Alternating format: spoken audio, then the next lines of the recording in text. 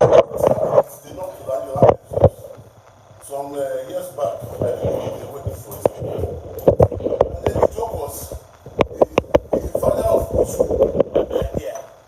And then people were asking that you that wanted to die on their behalf, was your father at the wedding? No, that's what people are now on social media. Who want to die for them? But at the critical point in time when they're inviting themselves, will you be invited? So that's what you must understand. That they have their class, they have their tribe, and you belong to a tribe with some of those people you want to kill on social media. Rather than killing those ordinary people who are members of your own tribe on social media, it is time for us to, stretch the hand of fellowship. Reach out to people who are of our own tribe on the basis of our social economic reality and build a political alternative that can lead us and to their glory. These people, whether you say minimum wage is 15,000, they will tell you they can't pay. 5,000 naira is even an insult. But yet they can't pay. But their own expenses continue to go up every day. And that's why until we get to a point where the average representative of the people receives the average wage of the worker that is representing, things will not change. We want to see society change. For the average politician, they are very income. And you're going to see how fast society can change. But because they don't live in our reality, they don't live in our world. People who cannot even shop in Nigeria, people have to go to, the minimum is to buy. You go and shop, and then you want that person to make laws and policies that will make your life better.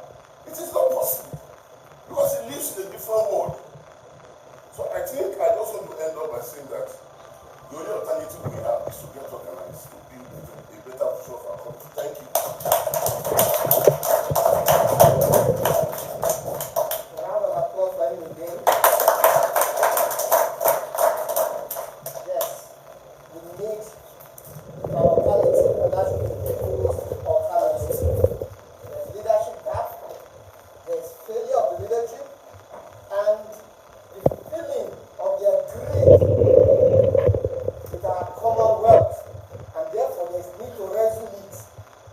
We have to take it away from them. Well, the conversation is getting interesting.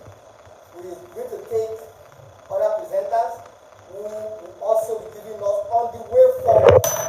We'll be measuring, organizing, mobilizing. How? What happens? How do we create this people's alternative that will meet the needs and aspirations of Nigerians? On this note, I'm going to call on Comrade Omoyele Showore, who will be speaking to us on the way forward.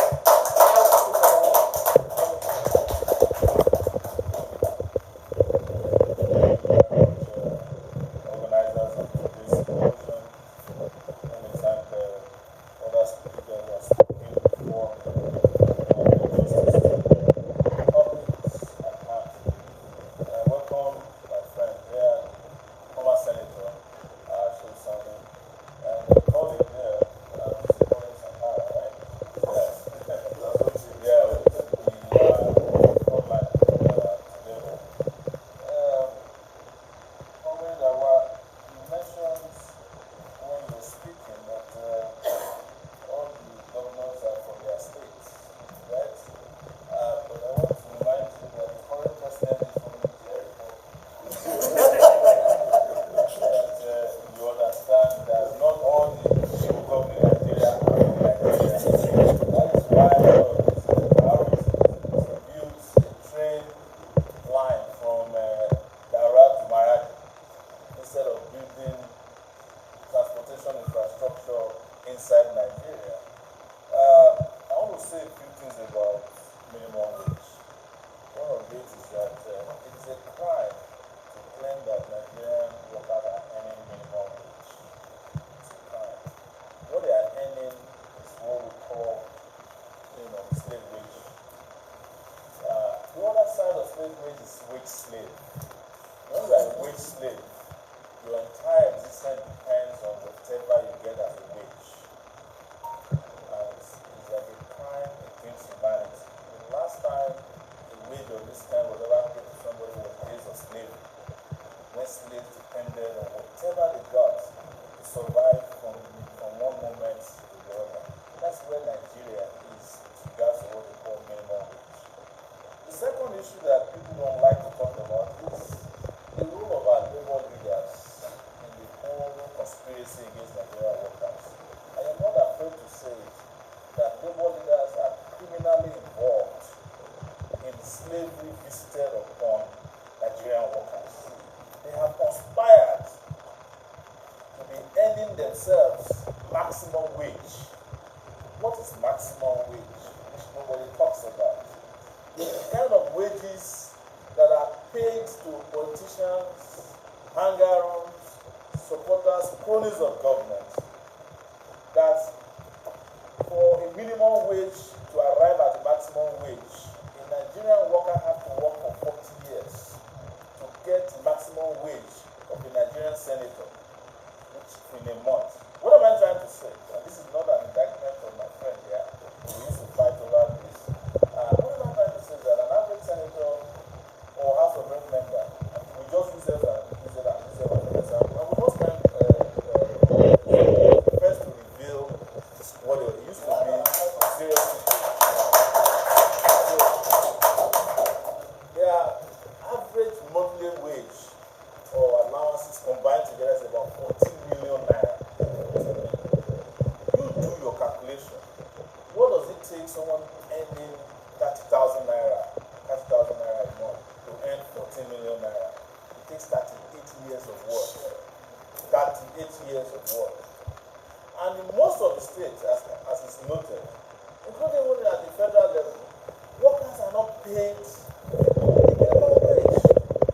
There are states that swore to an oath of allegiance of poverty against their workers, that they will never pay them. You might mention Kogi, but Kogi is not even the only one doing it.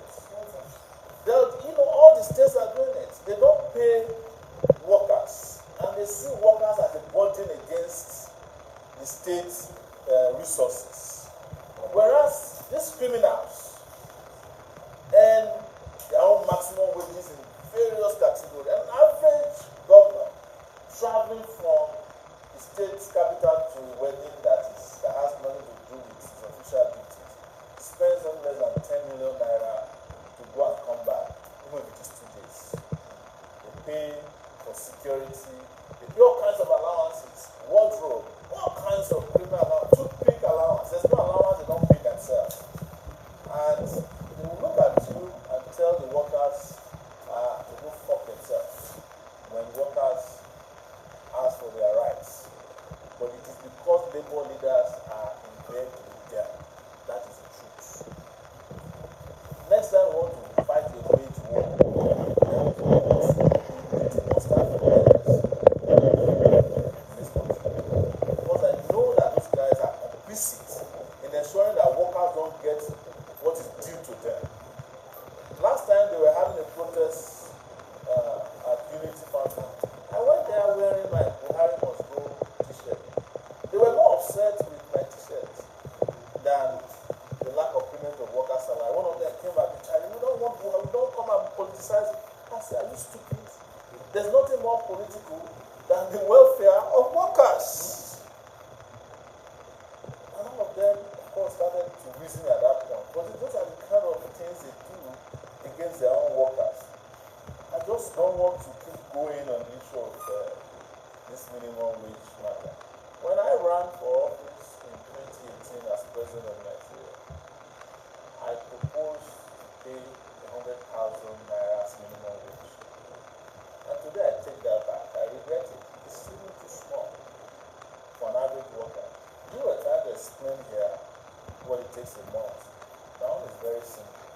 There is no worker in Nigeria that will spend less than 1,000 naira a day for food. Except you want to kill yourself. Even if you are fasting, when you break the fast, it will not cost you less than 1,000 naira. So already on food, your minimum wage is gone.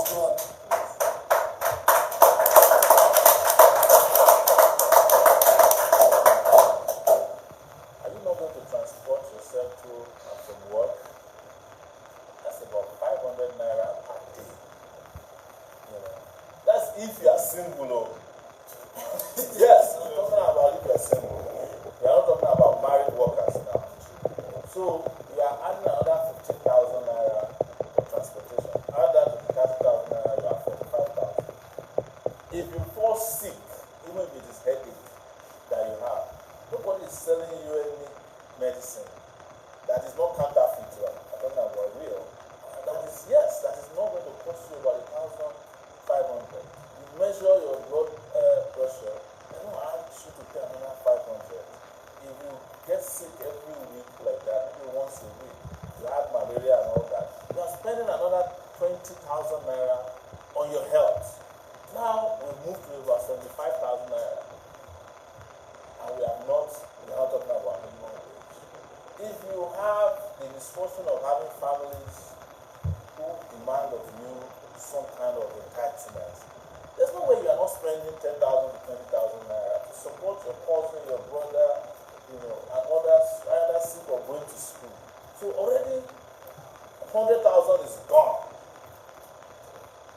And when the first minimum wage was done in the 80s, as Accountant mentioned, it was 121 naira, 125 naira. The value of the naira at that time was at par with the dollar. It was almost a naira to a dollar. Maybe it was just slightly above a naira. Today, the value of naira is 475 naira to a dollar. So what you were earning in 1980 is far higher in value than what you are earning today. Because 30,000 naira is about $70, right? 125 naira in 1980 is $125. And things haven't been as expensive as it is today. Transportation was cheaper, food was cheaper, everything was cheaper in those days. Today in Nigeria, even death is no longer cheap to die. Because you can't die in dignity anymore in this country. If you die today, they want to bury you, it's a problem. Because the carpenter will collect a lot of money to make the coffin. The people want to dig the ground, will collect their own.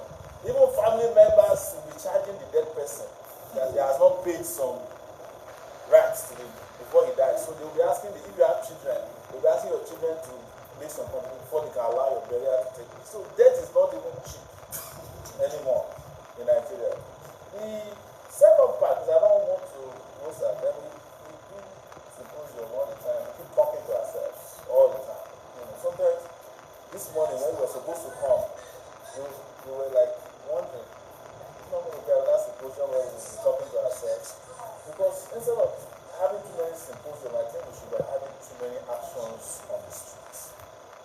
The issue of national question is not something to be taken for granted. You understand? But what we should ask yourself before you go to the word question for national, do you have a nation? We don't have a country. We don't have a nation. We have a country because geographically Nigeria is regarded as one of the countries in the world that they teach in geography classes.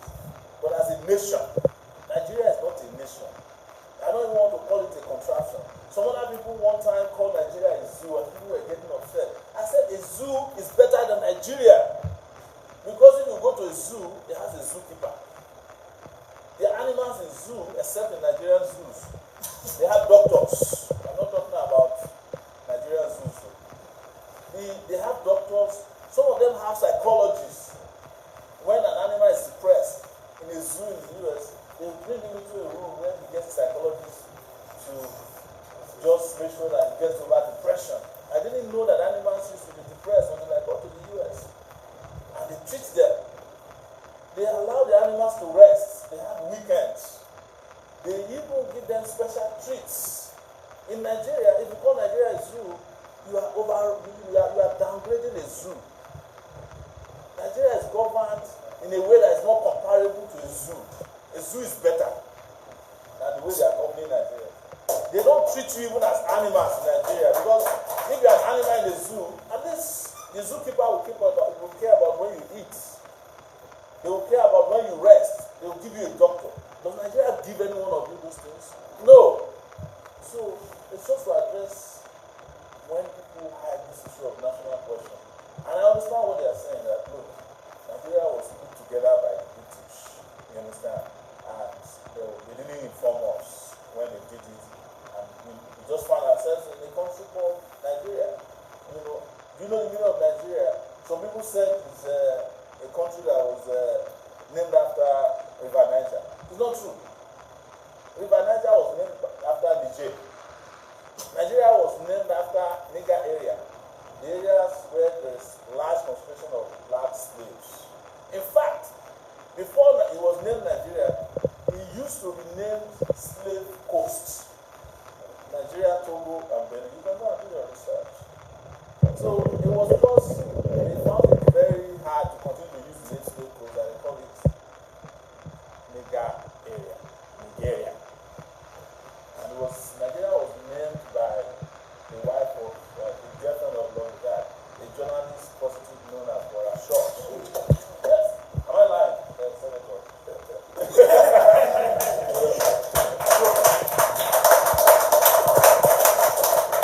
She was the one who gave us the name Nigeria, and then they put it together. But on a serious note, it is not the reason why Nigeria is the way it is. Nigeria is not the only country put together by other countries. British also put together a lot of countries that are flourishing together today. America used to be colonized by the Brits. I'm not saying that we should be proud of our colonial history, but the reason why Nigeria is the way it is today is not because of the way they put us together. It's because of the kind of characters they put in Nigeria. From the west, from the south, from the east, and from the north. If you scoop Nigerian leaders today, just carry all of them and take them to, say, the United States of America. In 6 months, if you get to the US, there will be no electricity. I'm serious. There are special kinds of criminally minded people. In 6 months, they would have sold the US's atomic bomb to another country and pocketed the money. In 6 months, there won't be schools anymore in the US that you can go to. That's kind of characters running Nigeria. Our problem is internal colonization of Nigeria. By the way our clothes, maybe things will be alright. That's why people keep shouting national question, national question. But the truth is that, and I will refer to it briefly, I won't take too much of the time, that if the president of Nigeria today is in Yoruba now, everybody out of eye service will become Yoruba now. Will be wearing agbada and Yoruba hats. When Jonathan was there, what was everybody wearing Abuja hats? Now that Buhari has come, what is everybody wearing? Everybody's wearing kaftan. It is the nature of the very clandestinely wicked and manipulative political class. Go to the aviation sector when what's that woman? Odua, Stella Odua was there. Everybody working there was from her own village. They just hired their own people. The moment she left, they brought another man, Sirika. He brought everybody from his own village to displace Stella's people. Bring another person today who doesn't, because like someone said here, Nigerians don't see themselves as Nigerians. One asked yourself, what was the last time in this nation that the daughter of the president had their baby in this country? We can't find. Yaradua, the baby was born in Maryland, USA. When Jonathan's daughter, the one he adopted, wanted to have a baby, he took her to London. This Buhari, the daughter had a baby in Dubai, and the wife has been there for almost 6 months now. She came to launch a book. After she launched the book, she has run on her ground again. I don't know whether she has come back to Dubai. Because they don't believe in the country. Buhari himself don't even trust Nigerian doctors. To the point that, it's very true, to the point that even at the time he said he had Qatar, he cannot trust Nigeria's Panadol. They have to fly him the vice president doesn't spend vacation in Nigeria, he spends his vacation in Dubai. They will lie to you. These people will lie to you that they are religiously different people. There's no Buhari daughter that did not go to an Ahmadi school. They all went to school in London. Buhari that is behaving like a Nazi, a religious bigot. Why did he send his children to school? Why didn't he send them to Pakistan in the madrasas, where they harden, people who are religious? Why not Pakistan? Because they know that religion is meant to fool you, and they have fooled you successfully with it. Ethnicity is meant to fool you, and they fooled you successfully with it. When it is time for them to share Nigeria's money, they speak the language of greed. There's no ethnicity. There's no religion. Because as I used to say, if religion works in this country, the central bank governor would have turned to a pillar of salt. Right? But they keep telling you that God doesn't get upset anymore. They say the God of Old Testament is different from the God of New Testament. And they move God from Old and New Testament, now he has become a designer God. They tell the God when to be upset and when not to be upset. God is just very cool there. When they are doing bad things, they say, God, you can see us. We get together now, we're cool. No while, please, don't do anything too serious. So we know we are your people. And when they are not doing anything good, God doesn't get upset anymore, because why? They have redesigned God to suit the agenda of the ruling class. But every one of you, whether you are Muslim or Christian, they know how to direct you to the biggest churches. You want to pray for problems that are solved easily by government. It's a diversionary tactic. Will take you to go and pray for roads in the church. The other day on the internet, I saw a group of people praying for transformer. They were praying for, I don't know whether that was Lagos. That is what religion does to you. It makes you stupid. Because there's no amount of prayer that can bring electricity. Only the construction of electrical infrastructure can do that. And I'll say one last thing, which is about insecurity. You see, one thing that people miss out of the conversation about insecurity is that in recent times, I don't want to define all the securities that we need to have. You have mentioned, you have mentioned, security is not a singular topic around just physical security. You can't have physical security if you don't have economic security. But people have reduced security to mean national security.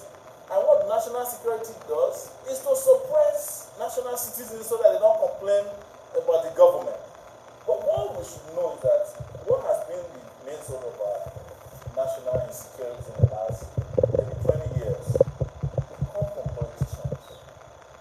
When the Niger Delta militant started, it didn't start at Niger Delta militant, it started at the electoral talks for ODB and Co. in River State. When the elections were over and they couldn't handle them, those guys went and started their militants and fought for the Niger Delta. They themselves became millionaires and billionaires and abandoned the Niger Delta people to their fate. When Boko Haram was going to start, who started it? Alimadu Sheriff. He used them for elections as well. When he reached the point, he said, okay, you have to pay us for what we did for you. He even made one of them a commissioner in his government in this country. There was a Boko Haram member who was a commissioner in Borno State. Yes, maybe you guys forgot it. The kidnappers you are seeing in the southeast, they have relationships with the politicians in the southeast. They use them for elections. So every major uprising you have seen on the insecurity side of things in this country started when politicians go out of their way to seek help from the devil. And when they are done with seeking help, when they want to collect back their guns, those guys say, no.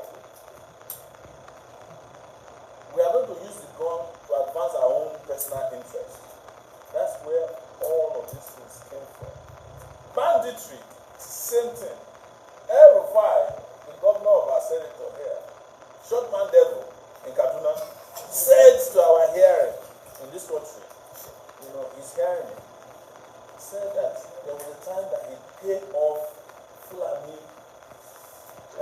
headsmen or bandits so that they will not be tormenting his state. He said it openly.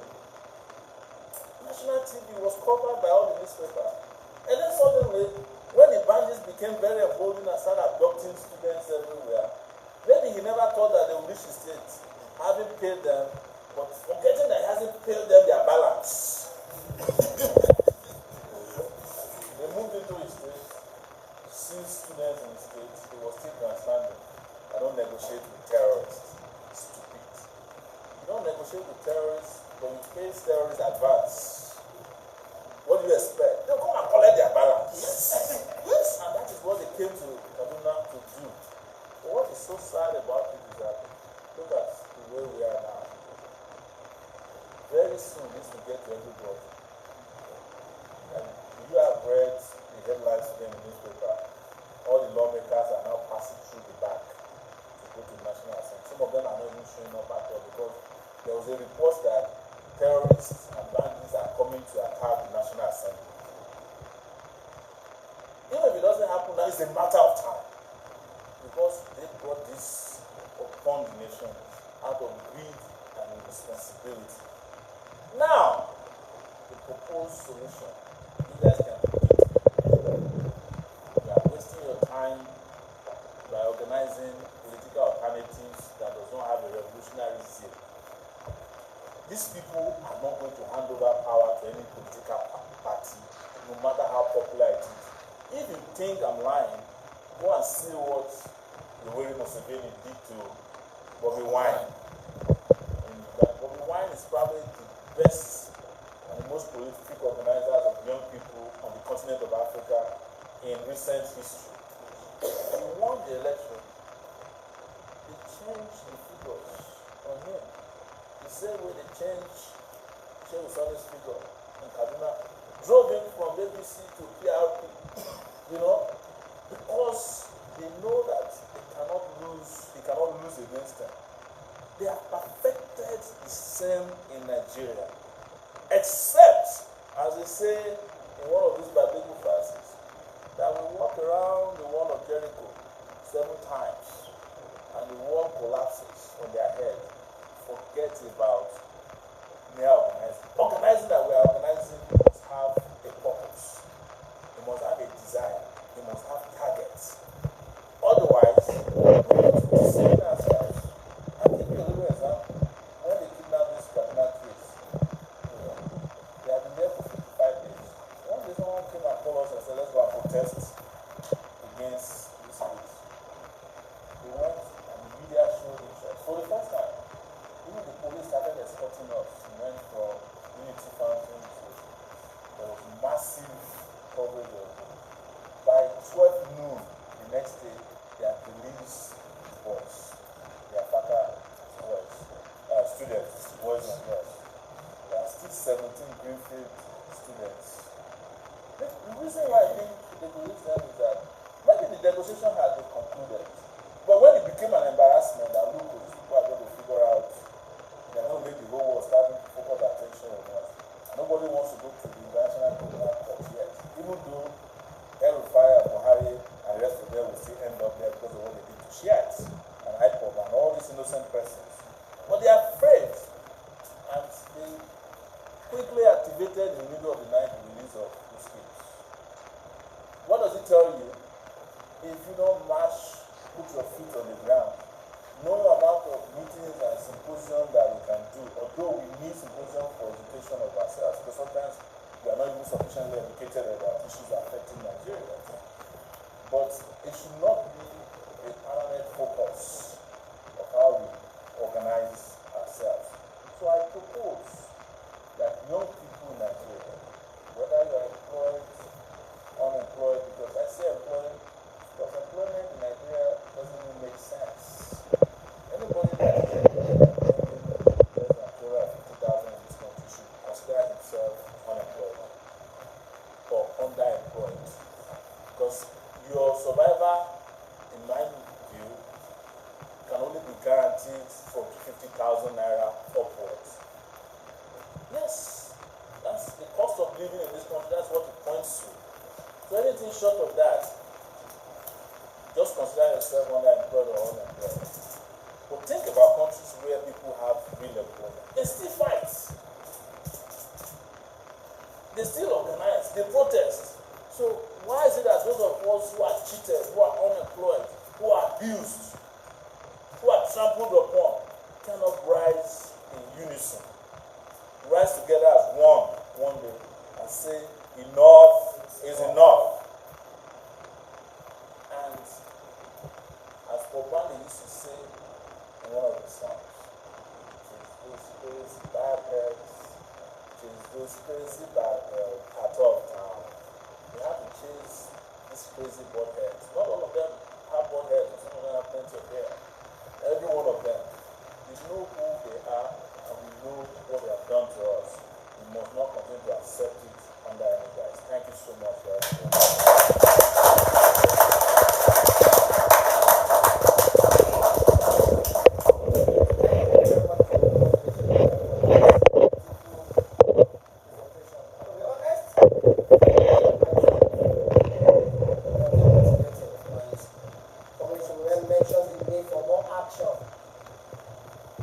symposiums to educate ourselves, there's need for more action. And some key points that Commissioner Ren mentioned, particularly when talking about the minimum wage, it's also the competition of the labor movement, who generally inform the conspiracy to change and exploit Nigerians. And also, he relates the issue of economic security to the current insecurity situation in the country. And Comrade also mentioned that. Comrade mentioned that. And then, solution. Having people's totality without revolutionary vibe. What can we achieve with that? We need to organize for purpose. We need to organize to achieve a target. And that is the clarion call to all of us here. Let us begin to think. Leaving this room today, what are we going to resolve to? How are we going to take the message out? And how are we going to act on the messages we have received here today? Please, let's keep that in the back of our mind as we progress with the symposium. At this point, we want to invite Commissioner Sani to give his perspective on the issues of minimum wage, national, unresolved national question, and insecurity. We know that Commissioner Sani has been on the other side. He understands everything going on there. And he has also been on this side too. Let us see and listen to his, let us hear from him. What is the solution, or what are the solutions to the current crisis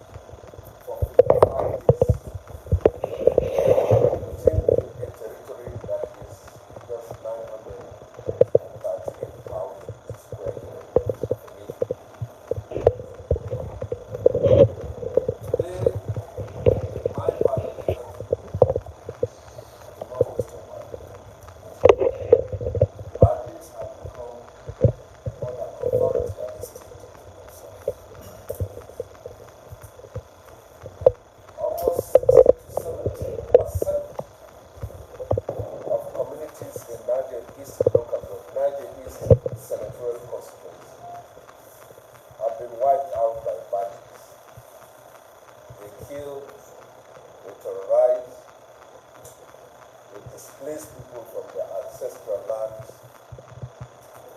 or they give you the alternative of living under the authority and their command. This is how the state has regressed. This is how the government has absconded and has abandoned its people. And all the platitudes of swearing and oath to protect and defend unity, integrity, the peace, and lives of Nigerians, as it has been stated in our culture law, has been consistently violated and ignored. From Katsina to Zamfara, parts of Sokoto State, Kaduna, and Niger, bandits have become an affront.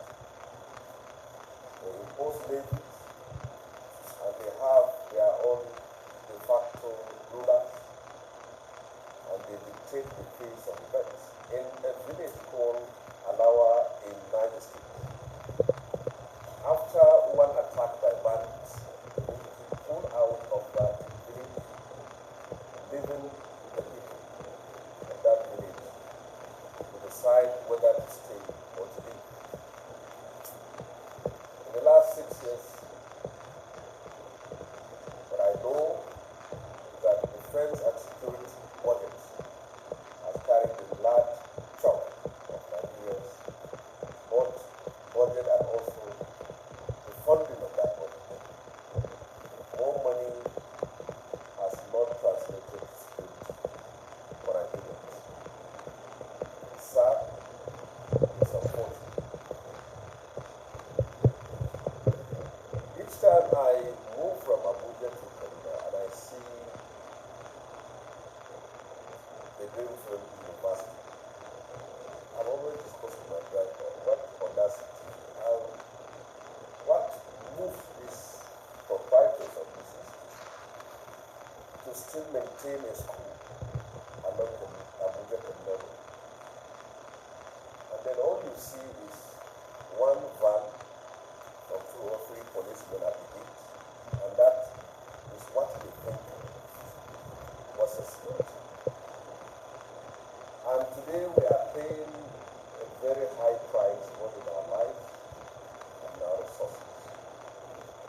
Millions of people in our villages have sold off their farms and homes to a ransom. And they have leave their villages are now living in local government information state capitals, where they receive. But if you think that bandits for now are after those who well to them, you can see that they are also learning gradually. The banditization of Nigeria is in how they have successfully been able to take over lands for which there are people that are paid, contracted, they are able to use it. If we can allocate such huge sum of money, why should, up to today, the army and the police are complaining of lack of equipment and weapons to fight?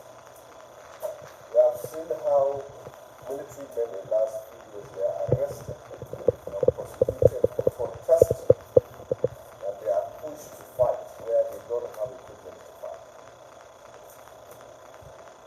In the last few years, under the last service chief,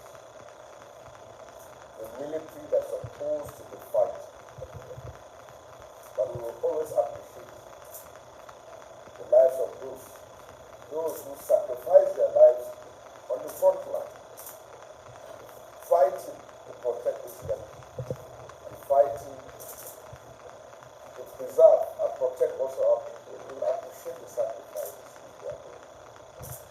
But if you look at it, the military was more interested in constructing event centers, shopping malls, universities, and hotels, and commissioning private public housing schemes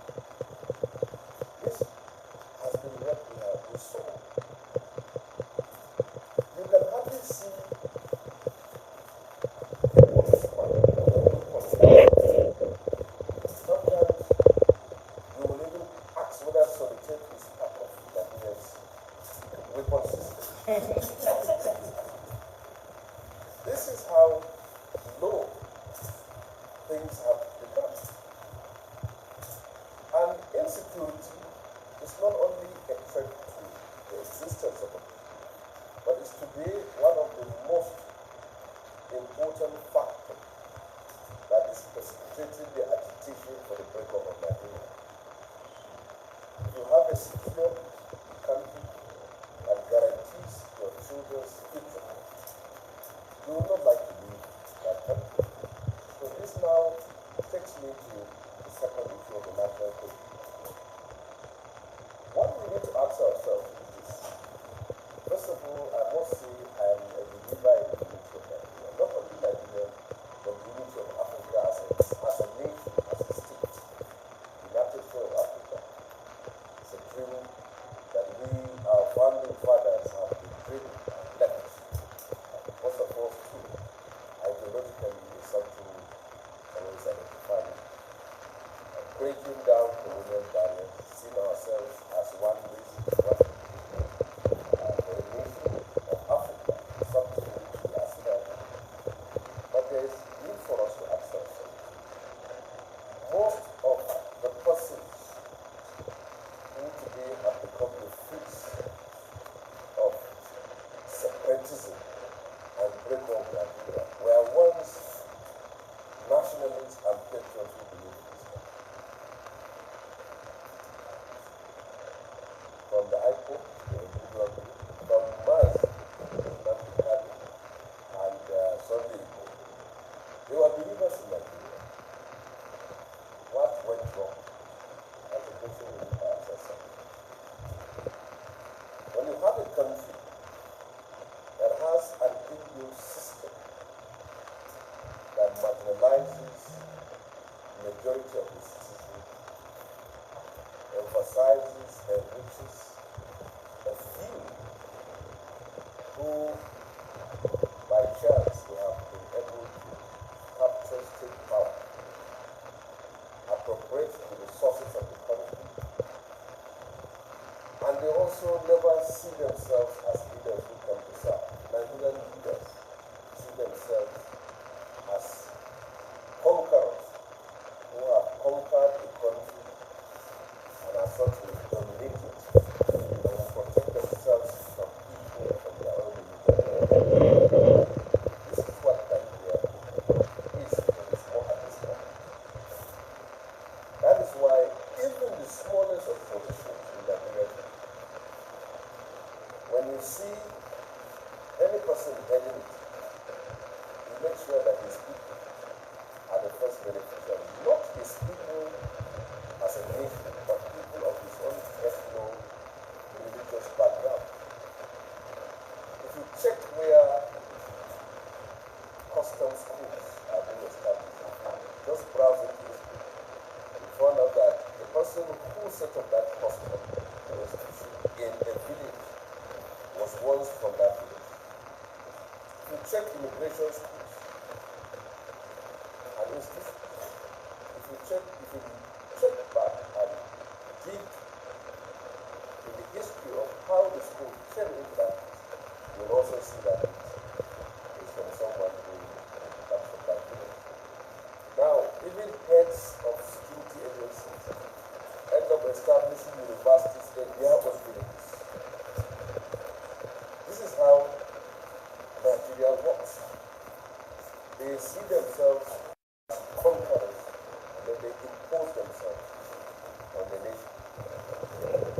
The agitation for the breakup of Nigeria,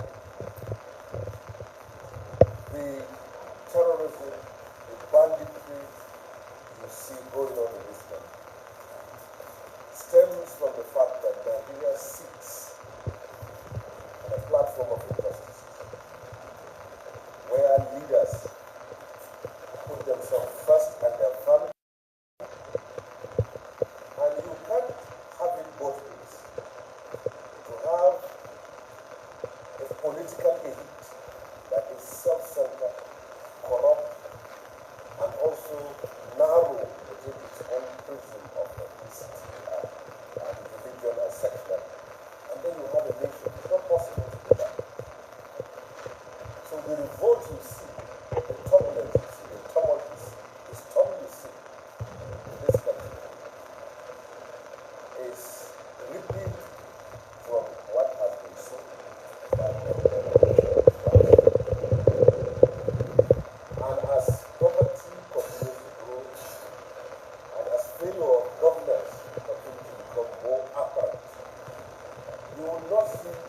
bandits dropping their arms or terrorists. You rather see people moving towards the other side of the world. That is a reality which we have to tell ourselves. Now, as for the minimum wage, well, if the Nigerian people have to fight for their rights, they should be inspired by the way ASU fight this country. ASU, when they start the war, they don't back down to listen. They don't come to the table and smile with people who are oppressing. They don't shake hands.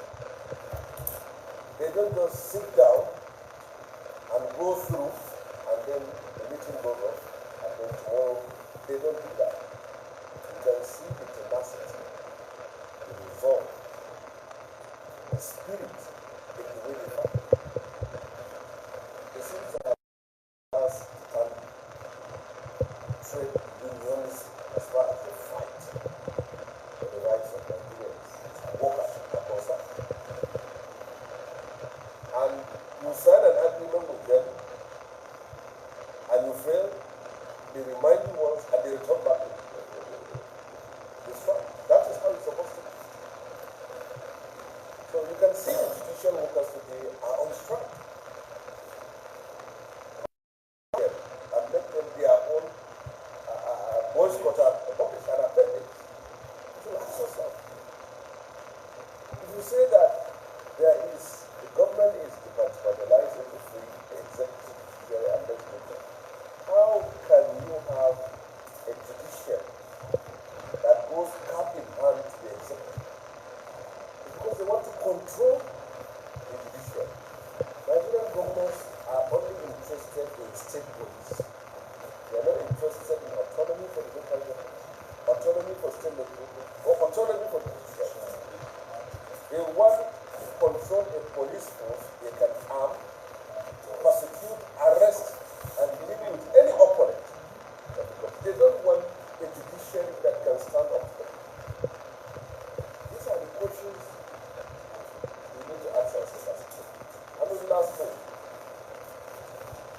no matter how we try to provide solutions to the problems of our country, once we have a set of leaders whose personal interests and the family interests matters more than any other thing, we are not going anywhere.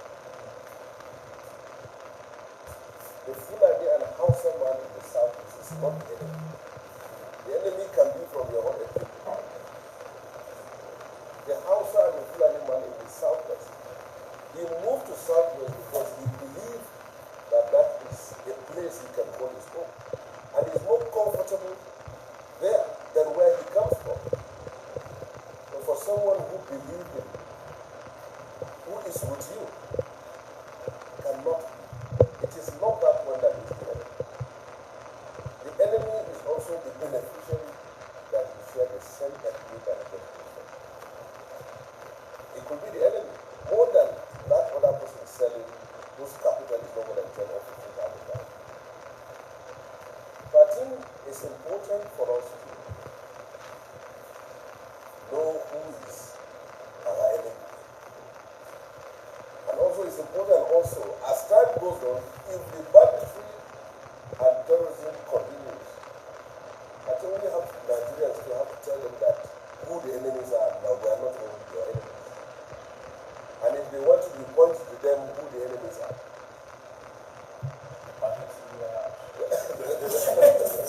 So as far as I am concerned, I believe that the only way to freedom is for Nigerians to continue to struggle, because the political space as it is now has not only been suffocated, but they have made it impossible to create a level playing ground for people to assume power in the electoral process.